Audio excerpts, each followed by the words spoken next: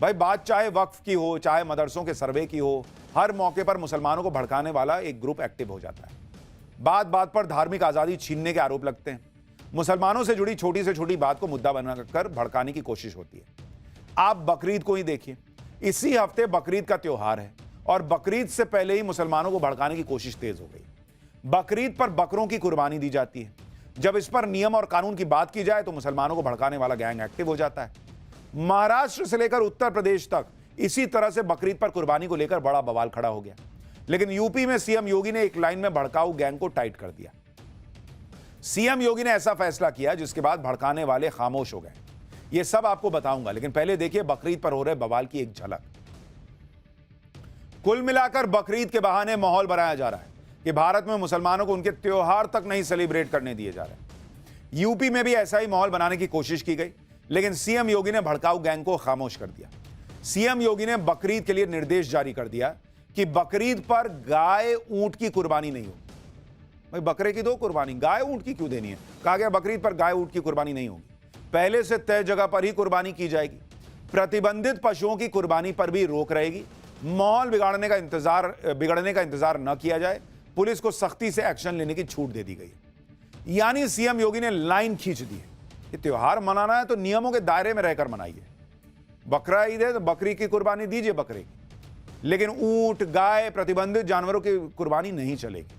त्योहार मनाने पर किसी तरह की रोक नहीं है, लेकिन बकरीद के नाम पर हंगामा और बवाल भी मंजूर नहीं है, यह क्लियर कर दिया गया।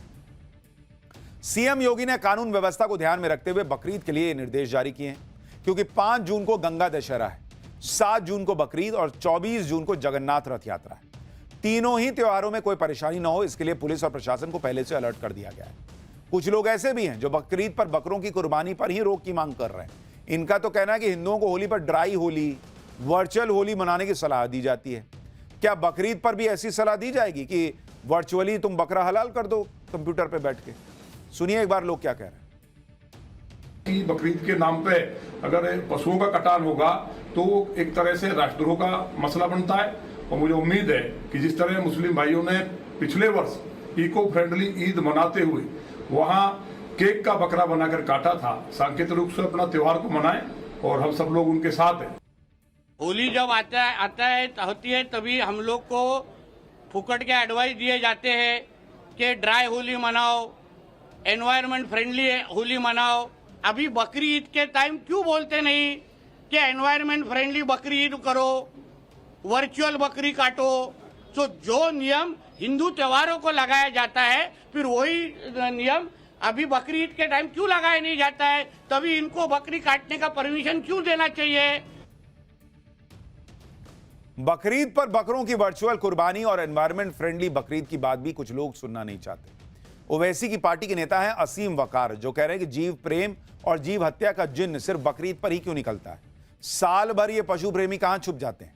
सुनिए असीम वकार को, फिर बताऊंगा कि बागेश्वर बाबा और शंकराचार्य ने बकरीद पर क्या कहा है।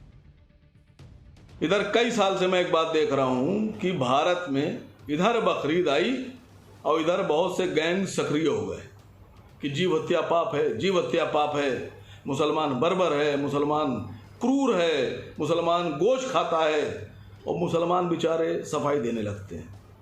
मैं सफाई देने नहीं आया हूँ, मैं ये पूछने आया हूँ कि सिर्फ बकरीद पर ही ये जीव हत्या और ये जीवों से प्रेम याद आता है आपको? बकरों से, मुर्गों से, बफेलों से, भेड़ों से इतना प्रेम आता है, बकरीद के ऊपर आपको?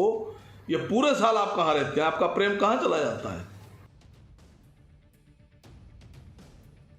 हालांकि हिंदू धर्मगुरुओं का आरोप है कि बकरीद पर कुछ लोग जानबूझकर गायों की भी बलि देते हैं। शंकराचार्य अभिमुक्तेश्वरानंद ने कहा कि सिर्फ हिंदुओं को चिढ़ाने के लिए कुछ लोग बकरीद पर गायों की हत्या कर देते हैं, जिससे हिंदुओं को काफी तकलीफ होती है। शंकराचार्य ने कहा कि बकरीद पर गाय की हत्या ना करो, यह ठीक नहीं होगा। सुनिए एक बार। गाय को अपनी माता कहने वाले हम हिंदू सनातनी वैदिक परम धार्मिक लोग उपलब्ध हैं। वहाँ पर हमें चिढ़ाने के लिए कुछ मुस्लिम बंधुओं के द्वारा बकरीद के दिन गाय को भी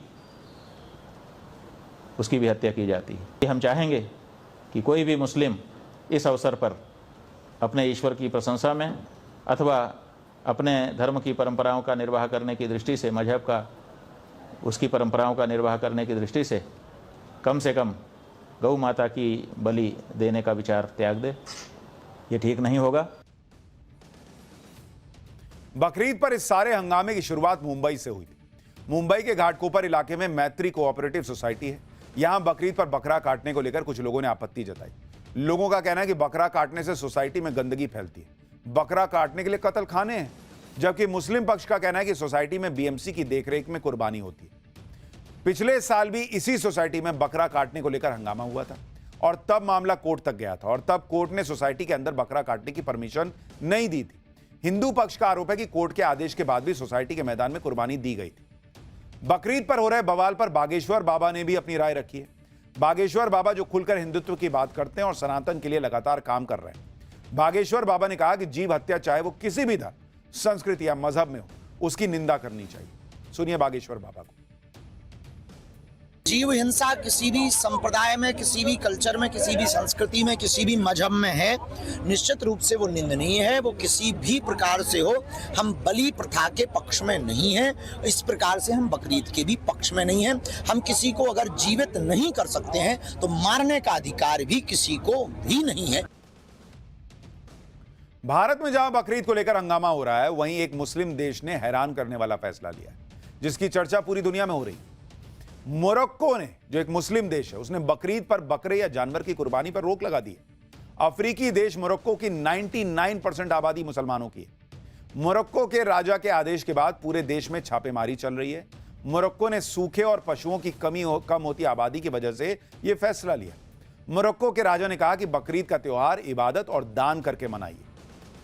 लेकिन बकरीद में कुर्बानी को लेकर हमारे यहां जो बवाल चल रहा है, उसे कम से कम यूपी में तो सीएम योगी ने शांत करा दिया। वैसे भी सीएम योगी का पूरा फोकस इस समय अयोध्या के राम मंदिर पर है। अयोध्या का राम मंदिर एक बार फिर चर्चा में।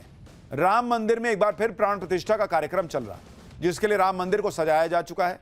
रात के अंधेरे में राम मंदिर रोशनी में जगमगा रहा है। अब आप सोच रहे होंगे कि जब पिछले साल जनवरी में राम मंदिर में रामलला की प्राण प्रतिष्ठा हो चुकी, तो फिर दोबारा प्राण प्रतिष्ठा का कार्यक्रम क्यों हो रहा है? दरअसल पिछले साल राम मंदिर के गर्भगृह में विराजमान रामलला की प्राण प्रतिष्ठा हुई थी, जिसमें खुद प्रधानमंत्री नरेंद्र मोदी गए थे। लेकिन इस बार प्राण प्रतिष्ठा राम मंदिर परिसर में बने दूसरे मंदिरों में स्थापित होने वाली मूर्तियों की हो रही है, जिसके लिए 3 दिन तक यानी 5 जून तक चलने वाला अनुष्ठान आज शुरू हो चुका है। 5 जून को सुबह 11:25 से 11:40 के बीच राम दरबार में स्थापित होने वाली मूर्तियों की प्राण प्रतिष्ठा होगी। अभिजीत मुहूर्त का ये 15 मिनट ही प्राण प्रतिष्ठा के लिए सबसे खास है। पिछले साल 22 जनवरी को रामलला की प्राण प्रतिष्ठा भी इसी शुभ मुहूर्त में हुई थी। पुराणों के मुताबिक इसी अभिजीत मुहूर्त में भगवान श्री राम का जन्म हुआ था। राम मंदिर के लिए भूमि पूजन भी अभिजीत मुहूर्त में किया गया था और अब राम दरबार के साथ ही राम मंदिर परिसर में बने 7 दूसरे मंदिरों में भी मूर्तियों की प्राण प्रतिष्ठा भी इसी अभिजीत मुहूर्त में की जाएगी। 7 जून को होने वाली प्राण प्रतिष्ठा से पहले राम मंदिर में 35 से ज्यादा धार्मिक अनुष्ठान होंगे।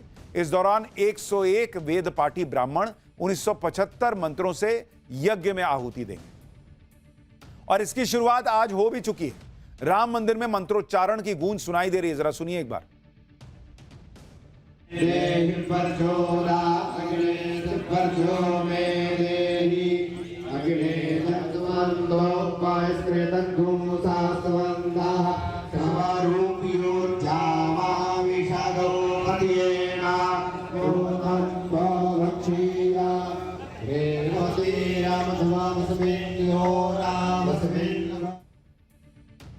राम मंदिर में शुरू हुए इस महाआयोजन से पहले भव्य कलश यात्रा भी निकाली गई।